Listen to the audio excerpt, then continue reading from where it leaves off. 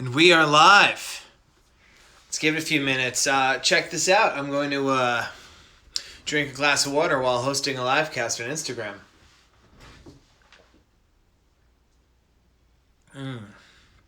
H2O. Hi, everyone. It's going to give people a few seconds to log on. You can all admire my Bigfoot vs. Yeti shirt. So hi everyone.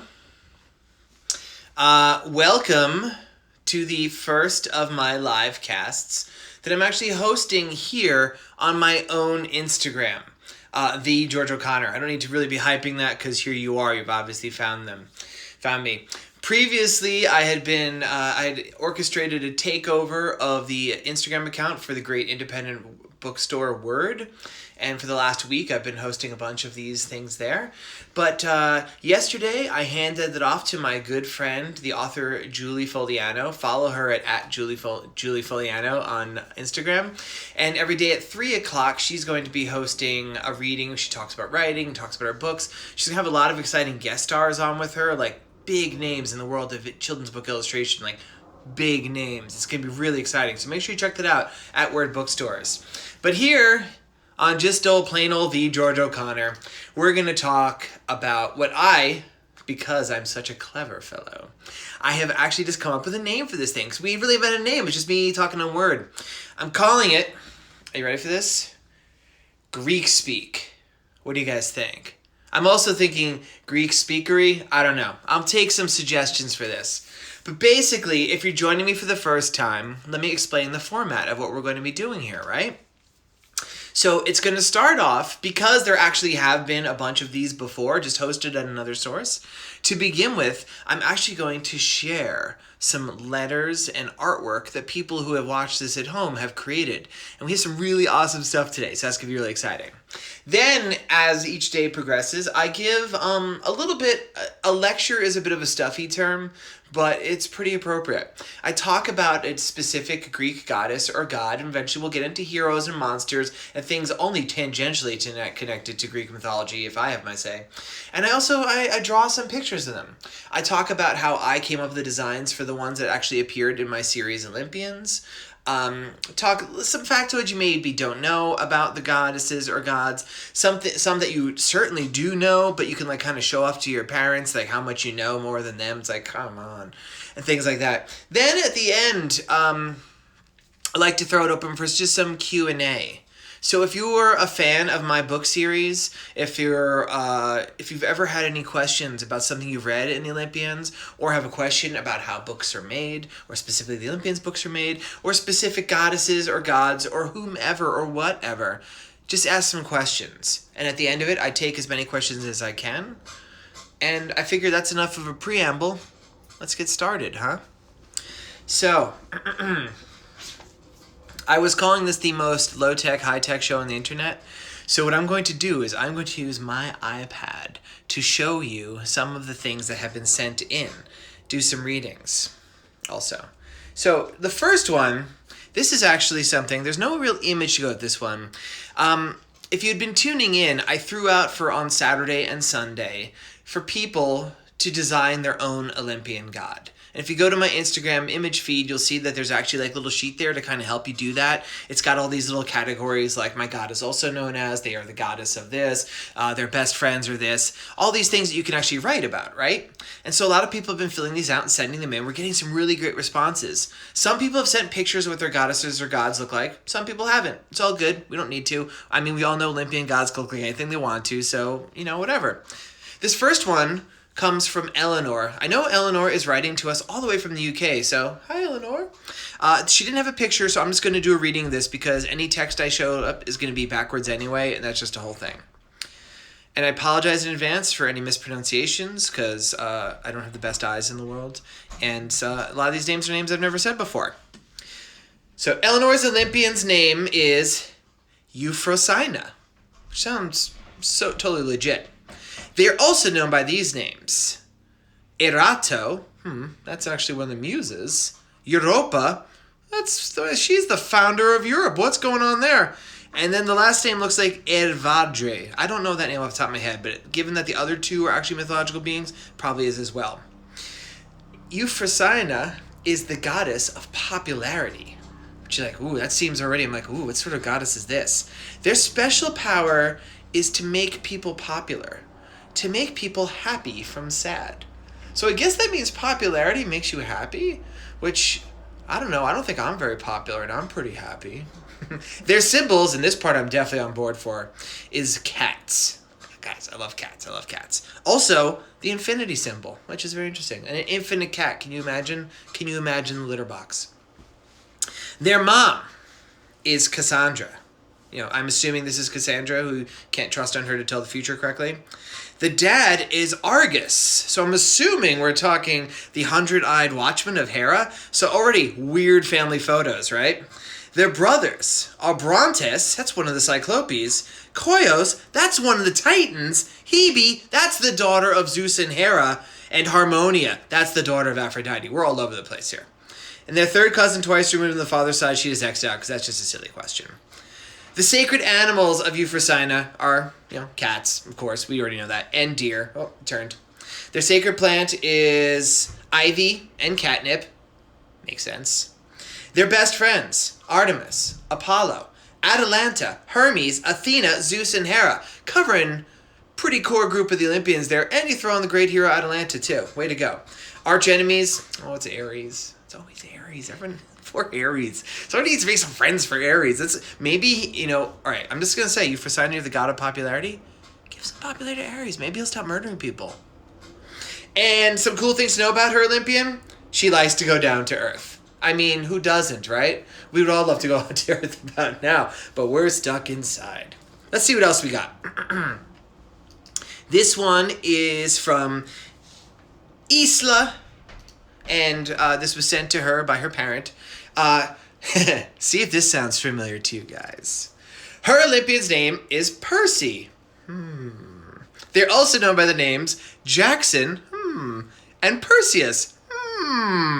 But this is where we have a big departure, because they are the goddess of... Okay, now this is interesting. It says PR and the Netherlands. So is it PR public relations or PR Puerto Rico? I'm not sure. Netherlands makes me think it's Puerto Rico, but PR maybe it's public relations. We'll see. Their special powers, elements, mind power, and battlefield. So they're in control of the elements, which is a lot to be in control of, and mind power and the battlefield. So basically they're pretty powerful. Their symbols are the sword, bow and arrow, and the pen. Oh, the pen is mightier than the sword after all. Let's see. They're a family. Their mom, I can't quite make that out. It looks like Angelo. I see. It's Angelo. Their dad is Pedro. This gives some thoughts that, okay, I think I figured this out. And their brothers and sisters are Percy. And the third cousin twice removed is 0. Interesting. So there's multiple siblings named Percy in one family. And Halo and Pedro. Come on, what's the new names? They're sacred animals. The Felix, the manatee, the phoenix, I can't speak. The manatee, the cat, and the wolf. That is a wide variety. I approve. Their sacred plants are mint and sage. Well done. Their best friends are Luella. No saying on who Luella is. I have suspicion that Isla's real best friend is maybe saying Luella. Hi, Isla. Hi, Luella, if you're watching. Their arch enemies. Kronos. Yeah, Kronos eats kids. He's a good arch enemy to have. And another cool thing to know about this Olympian, they're in the 4th grade. So we're definitely dealing with a younger Olympian here. But that was the whole point. There's been a lot of Olympians that have been created in the years since, right? Now this one comes to me from Joseph. And I'm going to apologize because Joseph's picture was pretty small. There's definitely some parts of this I'm not going to be able to read very clearly. But I'm really excited about the parts I can make out. Joseph, this is an excellent job. Joseph's Olympian is named Evotor, which sounds like somebody who would fight He-Man. They're also known as the Brainy One. Oh, we're talking some brains over bronze here. They are the god of the brain and evolution. I am so on board for this god, let me tell you. They can make others think things that are not true. And go, that's the part I can't see. But not make people think other things are not true. We already have a problem with that in this world. Their symbols are the brain, good symbol. Their mother is Demeter. Excellent. Dad is Hermes. Interesting. And their half-sister is, of course, Persephone, because that's the daughter of Demeter. Well done. Their special animals are the ape, the octopus, and the elephant. Let's see. Their special plants, Venus flytrap, and a round-leaved sundew. Clearly, Joseph knows more about plants than I do, because I don't know what that is.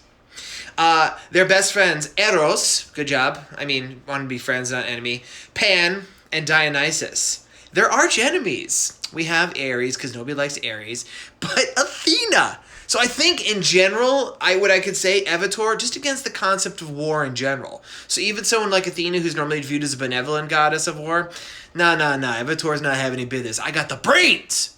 And other cool things, Evator rides a Pegasus, and is in Dionysus's gang. So, definitely knows how to party. Evator, I'm a big fan of Evator. Let's see who else we got today. Don't want to talk too much. Let's do one more. Oh, this one's actually going to be really easy. This one is just a picture. So we didn't actually get the shots of what, maybe you don't have to feel this thing. This character's name is Elrusa, and they are a cat god. This is by Gus. I'm going to just hold it up to the screen. Check it out. Now, I don't know if this is Alarusa in a special cat bird mid form, or if maybe like the way Athena has like an owl, maybe the symbol of Alarusa is like a flying cat, but Alarusa has the head of a cat, kind of like Bubastis from Egypt. That's pretty cool. I lied. I'm going to show one more picture. And this one, well, this is the only one I think I'm showing today where the person wrote up a sheet and drew a picture. So, the Olympians' name is mythical, cutting to the chase.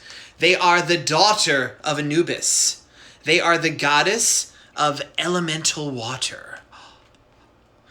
Their special power is with the staff, she can manipulate water. Their symbols, all right, I'm going to show you this because their symbol, it's kind of like an eye, ankh sort of symbol. That's nice. That's well done. That's copyrightable. You can put that on a t-shirt. Their family, his mom is a Greek warrior that died in the war. Oh, that's sad. Their dad is Anubis. You guys know, Anubis, just to be clear, Anubis is an Egyptian god, though in later antiquity was actually very closely associated with Hermes because they're both gods who escort the dead. So maybe this is Hermes in disguise? I don't know. Brothers and sisters, just question marks. Nobody knows because, I mean, we don't even know who the mom is. She just died in the war. Sacred animal is a tiger. Again, look at that awesome tiger. Sacred plants, the rose. Best friends, Athena, Artemis, Hermes/Apollo. They're divided as one, which is interesting. It's like, maybe they're aspects of the same person. Poseidon, arch enemies, Seth, her uncle. Oh, like Set. I was thinking Seth was like the actual uncle. Like, I don't like Uncle Seth. He smells funny, like Tinkle. No, Seth is her uncle, and Thoth, her stalker. Ooh, Thoth, come on, man. And then some other cool things about her Olympian. Hair is made of water, has no pupils, owns 2 tigers, and was supposed to be an Egyptian god, but her mom wanted her to be in Greece. Oh, interesting. So that's like a thing like with like just citizenship. Like she was like, you're supposed to be Egyptian god. It's like, whoops, but you got born here. I went to the wrong Thebes. I went to the Thebes in Greece instead of the one in Egypt, and here we are. Check out this awesome drawing of mythical. Hair made of water, no pupils. Actually, I see the eye symbol is actually the way that her eye is framed. That's really great.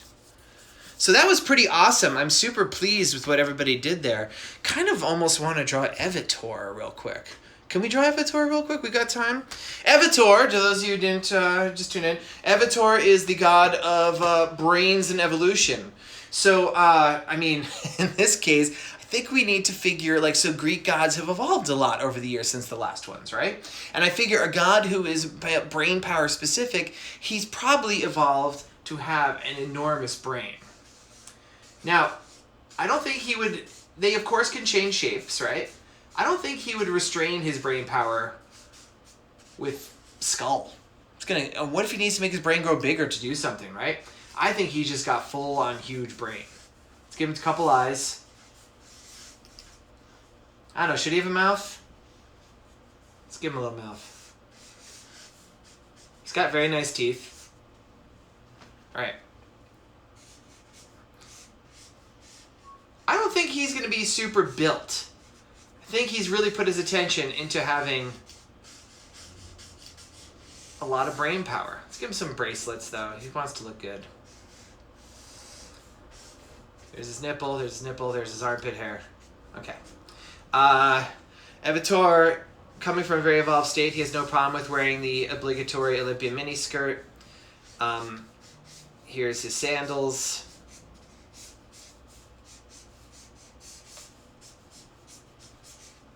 And then let's write his name. Oh, I keep writing stuff and like I keep forgetting for you guys it's backwards, so it just looks like jibber jabber. Seriously, I'll post this later. How's that? He's got brainstorms coming off him. God of Evolution, check that out. Thank you so much, Joseph, for your avatar. So that was really great. Thank you all for everyone who sent in stuff. I saw that just as it was happening, I got a few other ones sent in. Awesome. Keep them coming in, folks. And anything I don't read today, I'll read tomorrow because they're going to be here again tomorrow at 4. So as promised, and I think this is an excellent lead-in because here we have the god of brains. And even though he is the arch enemy of this goddess, I really wanted to talk today about Athena.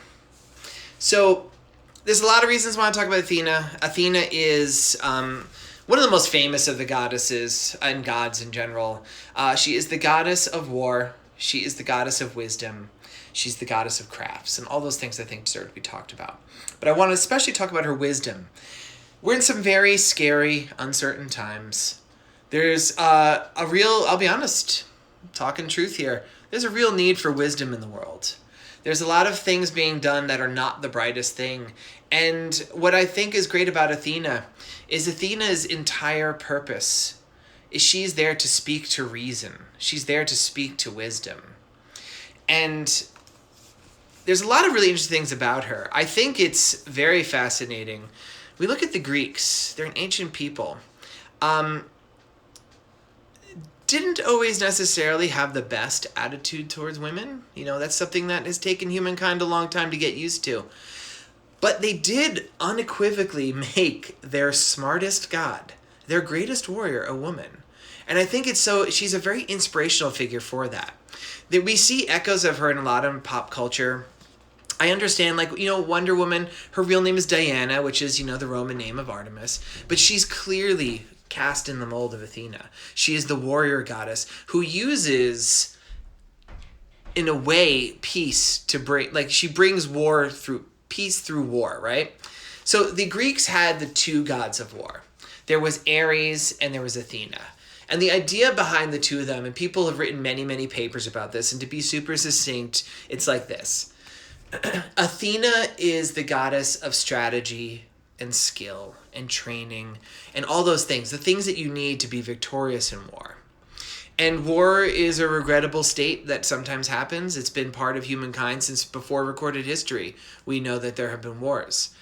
But Athena's about winning a war with the least amount of damage, right? At least to you. Ares, his role in war, he was actually like a verb. He was just the state of the kind of madness, the destruction that would happen in war. So they were opposites of the same coin, right? You would experience in a war situation, there's parts where either of these gods would have dominion over you. And you would hope for Athena because she would be the one who would guide you to victory. And she would be looking to preserve you and to help you. But Ares was just he was like bloodlust.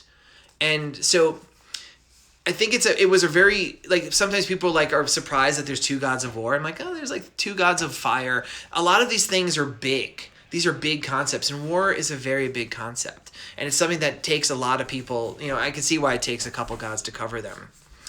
But the war aspect, even though she wears helmet and carries a spear, I'm really fascinated with her because of her wisdom.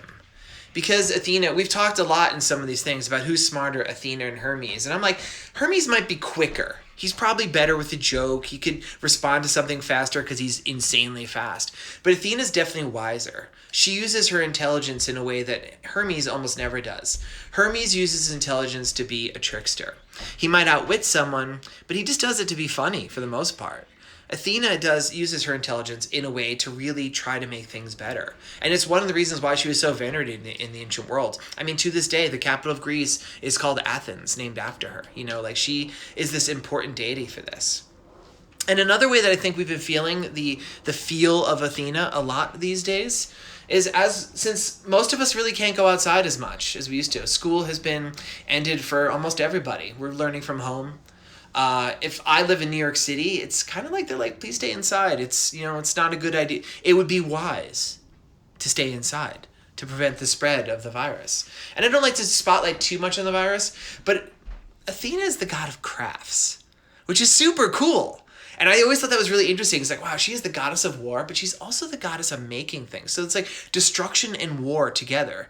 That is a responsibility she co-shares with Hephaestus. We'll talk about Hephaestus on another episode. Hephaestus is a guy I have a lot to say about.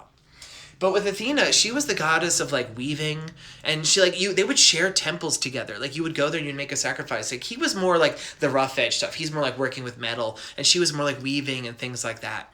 But that's like a really fascinating thing because I think as a lot of us are forced to work at home and finding all these new ways to entertain ourselves, like watching videos of guys talking online about the gods, for instance, or being the guy who does the videos talking online about the gods. I feel like a lot of people have been engaging in a lot of crafts.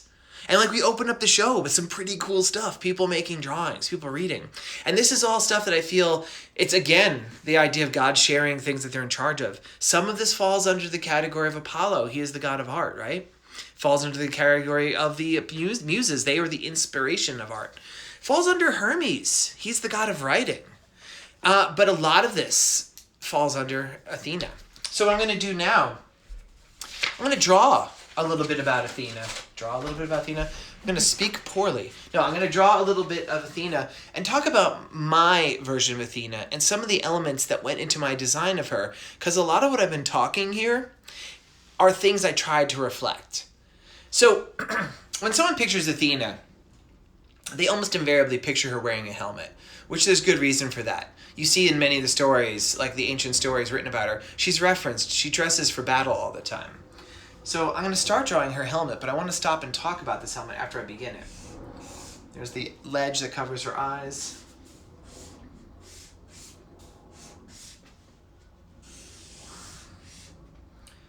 She has a large crest. So large it won't fit onto the top of the paper. It goes around. Here's the back of her helmet. And there's the back of the crest. Now I want to talk about this helmet for a second, like I said. We talked about this when I spoke about Aries the other day. If you didn't get to see that one, pardon me, you could actually go to my YouTube channel where... Did I do this wrong? No, I did it correctly. You go to my YouTube channel where I've archived the old episodes of this show, the now named after the fact, the Greek Speak. You can see me talking about Aries. I kind of combine them with Aphrodite. I'm going to speak a lot more about Aries and Aphrodite in the future because I have a lot to say about all these goddesses and gods. But in the Aries, I talked about, like, why does a god wear a helmet anyway? He's immortal. She's immortal. You can't kill them no matter what. They can't be killed. Even if they're injured horrendously, they can heal like that. It's nothing. They just have to think to heal, and they can always think to heal. It's just like sometimes they forget. He's like, I have a hole in me, like Aries does that. And Zeus is like, dude, fix yourself. He's like, oh yeah, whoop, and it goes away. Like, they're just fine with this stuff. So they don't really need to wear helmets for protection. And in the case of Aries, you can see in the background here is my Aries helmet I wore briefly while talking about him. My design of Aries' helmet was not to protect him, because he doesn't need it. It was to enhance the ferocity and frighteningness of him. Aries is not interested in leading. He's interested in butchering and killing. He is the madness of war. So he wears a helmet that obscures his features, lets his red eyes glow behind it. The sides of his helmet come out like blades. There's dings in his helmet that don't need to be there. He just puts them because they make him look cool. And he's literally covered in blood all the time. And Olympians don't bleed, so it's not his blood. It's other people's blood. He wears his helmet to be terrifying. Now, Athena wouldn't do that. my Athena design, she wears her helmet to help her be a leader. And I'll describe how. First off is her crest. Again, like it's really big. Were I to be drawing on the back of this, why not? It would go up like that. Her crest is to help identify her in the battlefield. If she was leading a contingent of gods or mortals or demigods or whomever in war, she wants to be able to pop out, to stand out easily in the melee, so people can look to her for guidance. So she has this giant metal crest, which catches the light and reflects it everywhere, so people will see her. And moreover, look how open the front of her mask is. I'm going to actually quickly put on the Aries Mask so I can see what you can see what I'm talking about. Aries Mask. It obscures his face. If I was a human, and I am, this is to provide protection. She doesn't need that. Her helmet is designed to draw attention to her face. Because you have this giant crest up there, everyone looks to her, and her helmet actually, it frames her face and actually acts as an echo so she can speak loudly the commands, like, follow me, I know the way to victory. So I'll draw her face in here now.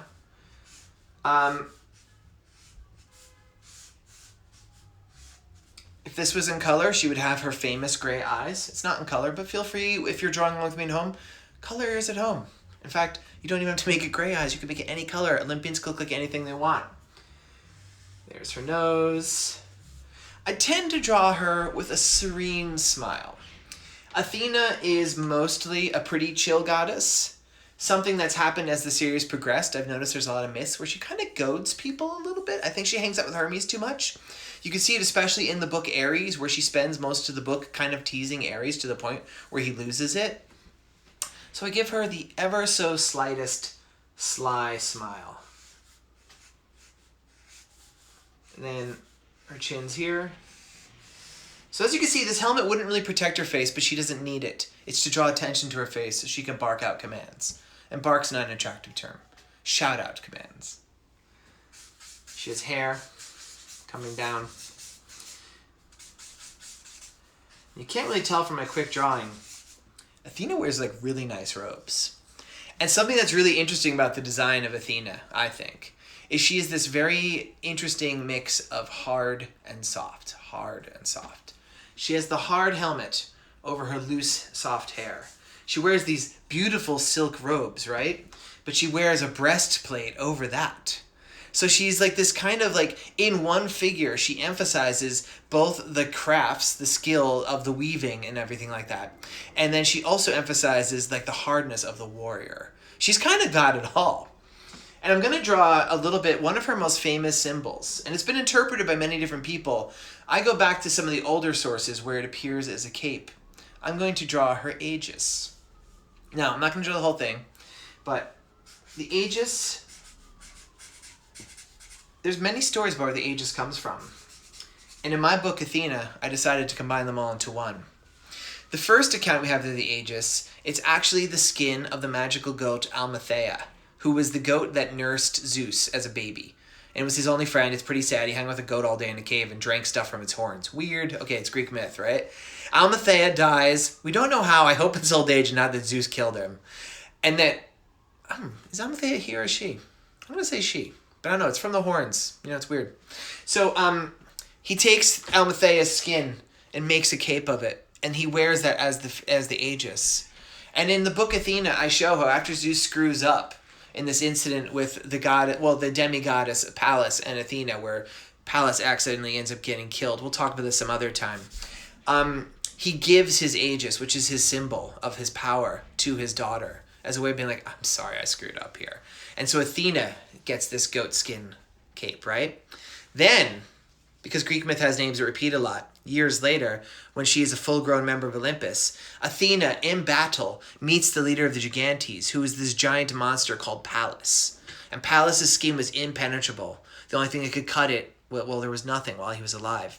So Athena kills him anyway, story for another day. And after he's dead, she can cut his skin. She cuts a great swath of his skin off, and she lays that over the goat's skin. And this is what I'm drawing here, his scales. So she keeps adding to the ferociousness of this. And you'll see in old texts how they describe, especially like in the Iliad, when she's in front of an army, she'll take her Aegis and she shakes it out and it rattles. And that's the scales of Pallas rattling against each other. And that's supposed to be a sound that induces great fear, and armies will just, like, they hear this. I mean, I don't know. I guess if I'm, like, fighting and I see, like, this giant impenetrable war goddess in front of me shaking anything, it could have been maracas. I'm still going to run. But she shakes her Aegis and everyone just takes off. And finally, a story that virtually everyone knows, even your parents, is the story of Perseus and Medusa. Medusa is a monster. Well, she was first a priestess of Athena. This is another story. I'm just coming up with stories to tell other ones. We're going to do a Medusa one of these days. Medusa is this priestess of Athena who, for various reasons we'll get into later, was transformed by Athena into a horrible snake monster. This snake monster turns you into stone, right? Athena, like cold style, sends Perseus to go cut off Medusa's head. He does a few tricks with his head. He freezes an army. You know, he gets married. He does some stuff. But then he eventually takes this head, the severed head of Medusa, returns it to Athena. And Athena absorbs it into herself because she created the Medusa. Medusa can't ever harm her. And then thereafter, her Aegis has snakes. And they are the literal snakes from the head of Medusa. So I got a few snakes there. So, to encapsulate, hard helmet, soft hair, hard breastplate, soft robes. Don't know the consistency of snakes, don't care to touch them. I'm assuming they're hard. And then there's the scales, super duper hard. And this is let's make the snakes, let's say the snakes are soft and gushy, because then it goes this hard, soft, hard, soft. And that's Athena, one of the most fascinating characters in the entire pantheon. And I went pretty long today, and I think going forward, because at first I was only going to do this for a week, so I was cramming multiple gods and goddesses in, but man, I have a lot to say about these guys. And since we're not trying to just do this a week anymore, I'm going to probably just spend the entire day talking about one specific goddess, god, hero, or monster, and maybe things that tie in with them. And I'm even going to be revisiting some of those ones because, I just was answering some emails about this before. Unfortunately, the first 2 episodes are lost to the sands of time. We didn't tape them correctly. So my first episode about Apollo and his son, the healer Asclepios, and my second episode about my main man Hermes and his son Pan, they're not out there. They're gone. Unless somebody for some reason taped it, let me know. But I don't think it happened because I put it out the request a few times. If you in fact did tape it, email me at georgeoconnorbooks@gmail.com. Let me know, because I'll be very happy to get that. You get a special prize if you taped it. Otherwise, we're just going to redo those episodes anyway, because I got a lot more to say about Apollo, Asclepius, so much more to say about Hermes, about Pan, about their relationships to each other. So don't worry about that. Oh yes. And speaking of, if you've actually missed any previous episodes, once again, go to my YouTube. I'm George Olympians. I posted up, I guess there's like 5 or 6 there. There's some really weird old stuff too. Don't watch that stuff. But watch these things. Every time I do one of these, it's going to be archived up there. But I think this would be a great time for me to take some Q&A. Did we get any questions yet already? Did Hephaestus have a crush on Athena? Oh, first question is a juicy one. Did Hephaestus have a crush on Athena? Yeah, he did. And I mean, who could blame him? Like I said, she's pretty much got everything going on. There's even a thread of myth. It's not one that's agreed on by everybody, but very few myths are, where they even kind of in a weird way had a kid together. It was mainly just Hephaestus in some versions of the myth is a god who was created by one parent. And Athena, depending on how you look at it, is a god who was created by one parent. People sometimes forget about Metis. They both have other parents involved, but, for the case of the story. So there is this weird story where Erechtheion, who is one of the legendary founders of Athens, or I guess pre-Athens, how he is in a weird way, which I won't get into here, he's kind of like both a child of Athena and Hephaestus. So yeah, he definitely has a crush on her. And I mean, if I were to play matchmaking, well, here's the thing. Athena's made it pretty clear she's not interested in being with anybody, right? But if you take a look at Athena and Aphrodite together, I mean, I think Athena is definitely a better match for Hephaestus, right? It's only if she's interested when she's not. So poor Hephaestus. But as we said in the episode where I talked briefly about Hephaestus, he's married to Aglaia, so it's all good. So that segues into, if Athena was to get married, who would she marry? Oh, okay. So the question is, if Athena were to be married, if this was something she was actually interested in, who would she marry? I'm not even sure who Athena would like. Is Athena into boys? Is Athena into girls? Is Athena into something else? I'm not sure. Now, I'm going to call on some other things I've read. Several people have written to me that they ship Hermes and Athena together, which I think is a cute mix. I think Athena would get tired of Hermes' shenanigans real quick, though. I think she's a lot more mature than he is. I think he's very mature. Plus, she changed his diapers probably when he was a baby. No, she probably didn't. She didn't like to touch babies, but she definitely saw his diapers being changed. That's just going to be weird later, right? There's a big age difference there. There's a really cool book for adults. Any adults out there, I recommend this book immensely, called The Lost Books of the Odyssey. It's by this guy, Zachary Mason. And it's basically different variations on the Odyssey that never were recorded. It's basically the idea like, hey, before they wrote down Homer's version of the Odyssey, the version we call it, there was many other versions out there. This is what some of them might have been. And there is a version in that story, which I have to admit has an interesting point, where it shows that maybe Athena was in love with Odysseus. And it would make a lot of sense to me that if Athena did take a lover, I don't think she would choose a goddess or god. I think she would choose mortals. I think Athena, by her very nature, would have a hard time being with someone forever. So I think Odysseus would make an interesting choice for her, because he would eventually die, and for her it would be like a weekend, but for him it would be his whole life, and she'd be like, cool, yeah, you're gone, buddy. Maybe throwing out something like, if you're reading my book, she seems to have some chemistry actually with Pallas, not the giant monster, but Pallas, the granddaughter of the granddaughter of Poseidon, who she accidentally kills. I could see that being something.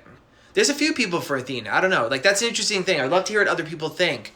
Oh, let's throw that out. Maybe you write down who you think Athena would be a good match for, if she was interested, which of course she's not, and we respect those boundaries. And maybe, like, if you draw your own picture of Athena, send that in. I'll throw this out. Paeans. Do you all know what a paean is? You do if you've watched my other episodes. A paean is an ode. Do you all know what an ode is? An ode is a poem about a specific goddess or god that sings like their praises. And so what people have been doing is they've been drawing a picture of the deity that I've been spotlighting that day. And to this instance, it's Athena. But you can do any goddess or god, or you can continue making your own Olympians and write a poem about them. And say like a little thing like, oh, Athena, you're so neat. I'm not worthy to wash your feet. That's just got weird really quick. But like, Athena, who would you date? How about me? Do I even rate? And she's like, no. You're like, oh, sad. But like, write something like that. I would love to see that. What other questions do we have? Which god does Athena like the most? Ooh, which god does Athena like the most? I'm assuming we're talking like get along with and like not like. I'm going to answer that 2 parts. Number 1, I would say almost unequivocally Hermes. Even though I think he would annoy her, you see so many myths where the two of them have teamed up. They're like the sponsors of heroes. I have a line in one of these books where Athena collects heroes the way like some people collect, or like Hades collects names, which is a reference because like Hades has a lot of names. Athena is always, actually in the Odyssey, I read a thing about the Odyssey, how she's like the ultimate big sister character. She's always there to support people and be like the protective big sister. And like, yeah, so like her and Hermes like to team up and help heroes. There's so many myths where they do that. And I think they do get along with each other. And I think they are undoubtedly the 2 smartest gods. So I think that's part of what it is. Also, I think she really loves her dad. A thing about Athena, a lot of people don't realize, Athena was fated to be the new king of the gods or queen of the gods. Let's not get hung up in gender here. The story was that the son or the child of Zeus and Metis, his first wife, would be the new leader of the gods. And Zeus didn't want to lose that job because being king of the gods is presumably pretty sweet, right? So he tricks Metis into turning herself into a fly and swallows her. Metis is already pregnant, unbeknownst to Zeus. She gives birth inside Zeus's head, and Athena grows up inside of her father's skull. And Zeus does something that no other god does. And this is one of the reasons why Zeus is Zeus. Because even the gods are beholden to fate. Zeus bends fate. Zeus, by having his daughter grow up inside of his head, she no longer is born with the desire to unseat him and overthrow him. She understands Zeus better than Zeus understands himself. She literally comes of age in his thoughts. And it's really hard to be mad at somebody when you know where they're coming from. So I think because she understands her dad so completely, way better than Zeus does himself.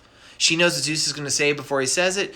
She just understands it. I think she loves her father probably the most, likes her father the most of anybody, even though he's kind of a jerk away to her mom. How do you decide which gods to write about for your books, and how did you choose the order? Oh, that's a good question. How do I decide? What was the full question again? How do you decide which gods to write about for your books, and then how did you choose the order? How do I decide which gods to write about first off, and then how do I decide the order? So way back when I first started working the series in like 2008 or something insane like that, I pitched this whole thing to my editor, a man named Neil Porter. And I was like, all right, it's going to be a 12-book series because 12 is a number often associated with the Olympians, although anybody here listening could tell you there's more than 12. And then I somehow convinced them to let me do this. I chose the gods. I chose 12 because that is a number that has been associated since antiquity with the gods. Specifically, in Athens, in the Agora, was a space called the Altar of the 12 Gods. You could kind of see it if you go to Athens now. Unfortunately, like they literally built a train over it, so only part of it is visible underneath the train, and they can't take their whole train down, right? So like there's like they did some excavations. You can see it for a few years now. It's partially there and covered, but there's photos and stuff. That's where the 12 number comes from. There's not a lot of decision or agreement on who the 12 are. In fact, famously, there is a story where Dionysus becomes the 12th Olympian because Hestia gives him her throne. She's like, I don't need it anyway. So I kind of came to the number of that. And I kind of, with the one cheat, which you could probably tell me, Demeter is one of the 12, but we called her book Hades because Hades, Lord of the Dead, sells better than Demeter, Goddess of Grain. It just sucks, but it's true. And then the order, you have to start with Zeus, because he's kind of the core character goes throughout this, right? But the order after that was determined by a lot of factors. Some of it was stuff like there were stories that continued directly out of Zeus. Athena had to be number 2. She's the second book in my series, because her story finishes up exactly things we see in Zeus. Metis, the mother I told you about, like this story picks up immediately. I'm gonna find a picture where Zeus has. This book opens with Zeus eating Metis. This is the moment where she turns into all these different animals. She's a little dragonfly at the bottom. And you turn the page, and Zeus is a giant eagle, and he swallows her whole, and then Metis is trapped in his brain. And so that made sense. Athena follows that one directly. Some of the books were determined by, I knew there were going to be more direct sequels. Aries follows Aphrodite directly, because stuff that happens in Aphrodite directly sets up Aries. Those ones made sense. And sometimes I just put characters I liked towards the end, because I wanted to have stuff to look forward to working on. You don't want to do everyone up front and then be at the end be like, ugh, this stinks. So Artemis, Hephaestus, and Hermes were all pushed towards the end of the series because I really wanted to write about them. Dionysus was last because he is the last Olympian, and it made a lot of sense. And I always knew the Dionysus book was going to be Hestia, who was the first god, talking to Dionysus, who was the last god. And then what else are the ones? I guess that answers it, right? I could get into the really nitty gritty, but it's basically like that. So this person really wants a Medusa episode. Okay, well, there's definitely going to be a Medusa episode. Don't worry. But also, can you describe your process in designing Medusa in the Athena book? Okay. So Medusa, who is a super duper famous character who doesn't really appear in too many myths. She has the myths about her where she is the central character. She appears briefly in the Odyssey where she is glimpsed in the underworld. But she is a visual that has transcended time. She's one of the great all-time monsters. And pardon me, as I hiccuped a little bit, my version of her is a little bit different than what most people see. And there's actually 2 designs if you look carefully. I'm going to flip through the book. I have a lot of sympathy for Medusa. I don't think she's a bad guy. I think she has been a pawn of the gods and goddesses, and it's regrettable what happened to her. So if you notice in the book, whenever people, I'll use the cover actually as the image, whenever people are talking about Medusa and I show an image but you don't actually see her, she looks like this. She has like these sunken eyes, sharp, cruel fangs. Her snakes are really bloated. Like I described them as each of these snakes just ate a guinea pig right before it started. And because it was grosser. The thin hair thing is almost attractive. It doesn't look too, the snakes, I mean, it's kind of weird if your hair is snakes, but like big, fat, like gross, burpy snakes, that's disgusting. But then there is one moment in the whole book where you see her face as she really looks. Hopefully nobody froze to stone. I mean, she's kind of beautiful. And I think that's the way she really looks. She still has pretty fat snakes, but she's a woman who is scared, who has been cursed. And she acts out in ways where she, like, people are always trying to come cut her head off. And she's like, no, I'm going to turn you into stone. So I think she's a character with a lot of sympathy towards her. So when I designed her purposely to have those two reflections. Oh, reflections. Look, I'm being punny. I didn't mean to. Because, the mirror, these cut her. Yeah, the cat didn't like that. But, Two more questions. No, and then two-part. Oh, two-part question. I'm sorry. What god would have caused the coronavirus? And what god could help take it away? Well, the question is what god could have caused the coronavirus and what god could have taken it away? And that actually calls back to the first episode, Lost to the Sands of Time. I think the answer to both of those, to a certain degree, is Apollo. Apollo was, he's most famous probably, well, some people think he's the god of the sun. That's much later, and that's really not his main bag. He's most famous as the god of poetry, art, and inspiration and things, but he was also the god of healing, and he was the god of plagues. Apollo's arrows, see if this sounds familiar. You were hit with his arrow, and you would feel a great fever, and then you would stop breathing and die. Like, that sounds like something. So Apollo was the god who brought plagues. In fact, in the Iliad, it opens up where the Greek camp on the shores of Troy are being, they are dying off because Apollo has sent this plague upon them. But he is the god of healing. That's a role he shares with his son, Asclepios. And really, Asclepios is more the healer because we tried to come up with the story where Apollo heals everyone. We really couldn't because I think it's more fun for him to kill people. So I think would be Apollo's providence. So he would be the guy most likely to cause it, but he would also, and working with his son Asclepius, be the guy to help clear it up. And I feel like we should point out, somebody pointed this out, Kronos sounds like Coronis. I'm just saying, he's a big bad guy. I wouldn't put it past him having a hand in this either. Back to marriage. Who would Hermes marry? Oh, back to marriage. Who would Hermes marry? So there are a couple stories where you could... Hermes is unlike Athena. Hermes does have a few partners. Penelope, who, depending on your source, is sometimes the Penelope that is married famously to Odysseus. But that's later when people kind of forgot. She is a nymph. She is the mother of Pan by Hermes. And there are certainly accounts that they are married. So that's one team that's worked out pretty well. Hermes has had kids with Aphrodite. I don't think they'd be a good couple, long term. Can you imagine, the house that they would live in together? There would just be trouble. There was something else I was just thinking that would be a really good choice for Hermes. Oh! I kind of set this up a little bit in my book Hades, where we meet the goddess Hecate, who in many ways is like the female equivalent of Hermes. Like him, she is a goddess of crossroads. He was the god of crossroads. She was the goddess of boundaries. She was also the goddess of magic and witchcraft, which is actually something else that falls under Hermes' auspices. And there's a little scene where she's also known as the tri-goddess. Whenever you see depictions of her in ancient art, she has 3 faces in one, which is kind of weird. And so I would do these panels repeatedly in Hades where it would be 3 panels and you see 3 different facial expressions as she talks. And each time she said something, it was a little bit different mood. She kind of switches personalities real quick.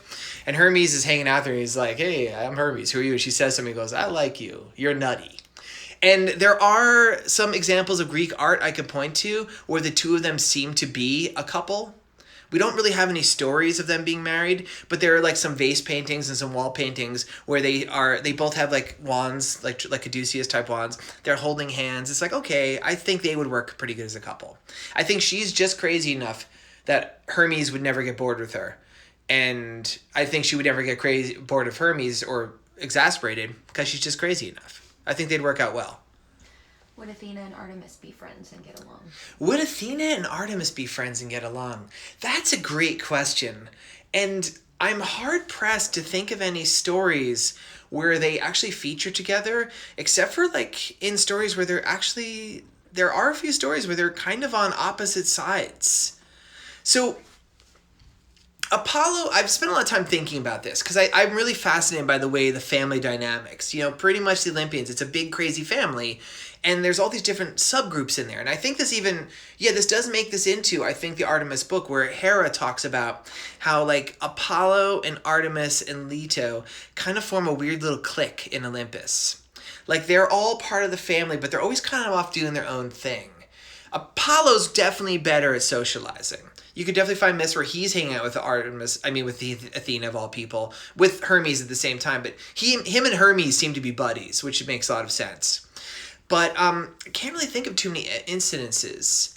I feel like they have a lot in common, but I hope they would be friendly. But I feel like even though they have a lot in common, like they're both like, ew, boys, and, whatever, I feel like they like different things. And maybe it comes down to the fact, another aspect of Athena that we don't talk about as much, she's the goddess of cities. And Artemis is the goddess of wild places. So I think in a very deep-seated level, they're diametrically opposed. Like Athena's like, more people the better. And Artemis is like, leave me alone, I'll go run around with dogs. And I think because of that, they just have a thing where they won't.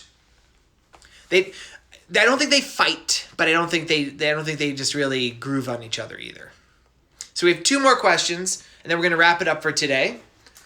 What happened to Metis after Athena's birth? Oh, that's a great question. So the question is, after Metis, who was the first wife of Zeus, what happened to her after Athena's birth?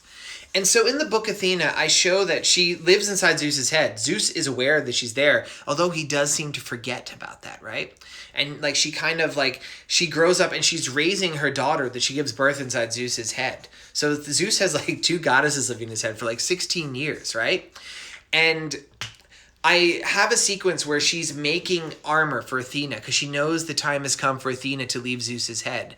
And I made a line about she pours the last of her essence in there because you don't ever see Metis outside of Zeus's head again.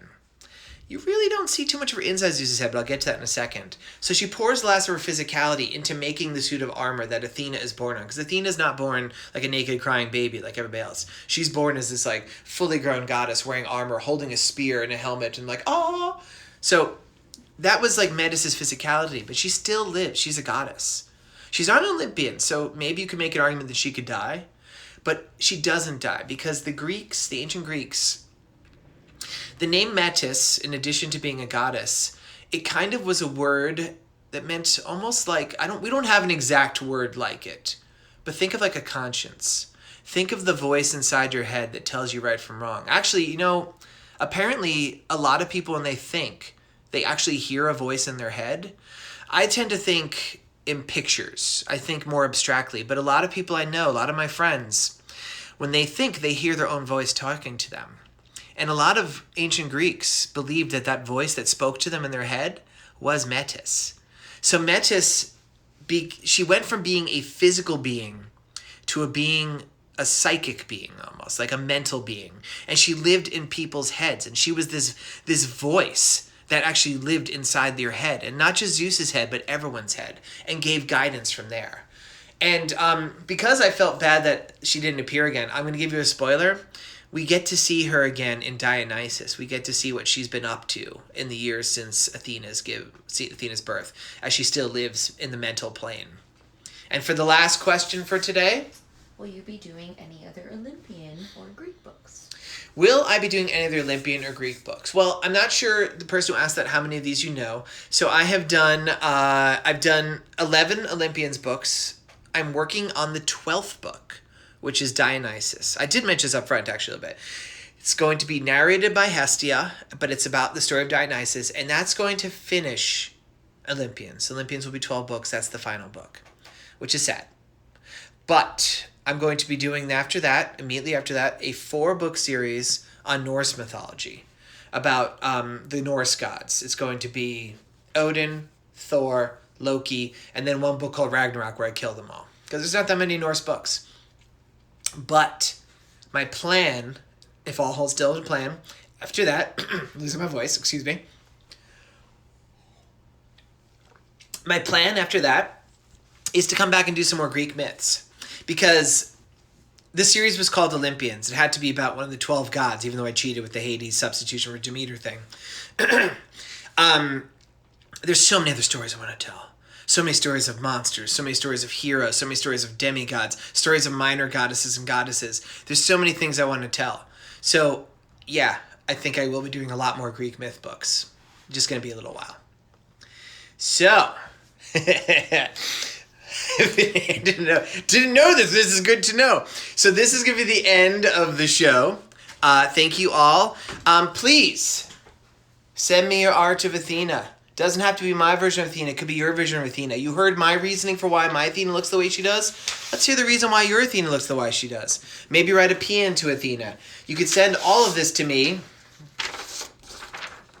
at my email, georgeoconnorbooks@gmail.com. And if you wanted to catch any old episodes, is it right? Yes. Whew. Please go to my YouTube channel, George Olympians, and I'll just announce it here so you get a head start. So tomorrow, because there's a lot of gods and goddesses we haven't talked about, tomorrow, I think I'm going to talk a little bit about the god of wealth himself, Hades. And then, because you want to put a little space between them because they don't get along, so we're putting Hades in between. On Thursday, I'm going to talk about Poseidon. You don't want Poseidon and Athena to be next to each other. They got static. We'll talk about that. So yeah, tune in tomorrow for a talk and drawing about Hades, the god of the dead and the god of wealth. And then this is at 4 p.m. right here. You know how to get here. Tell your friends, tell your foes, tell anyone. And then on Thursday, come back here. We're going to talk some Poseidon. And I'll see you tomorrow at 4 p.m. Eastern. Thank you all so much. Bye-bye.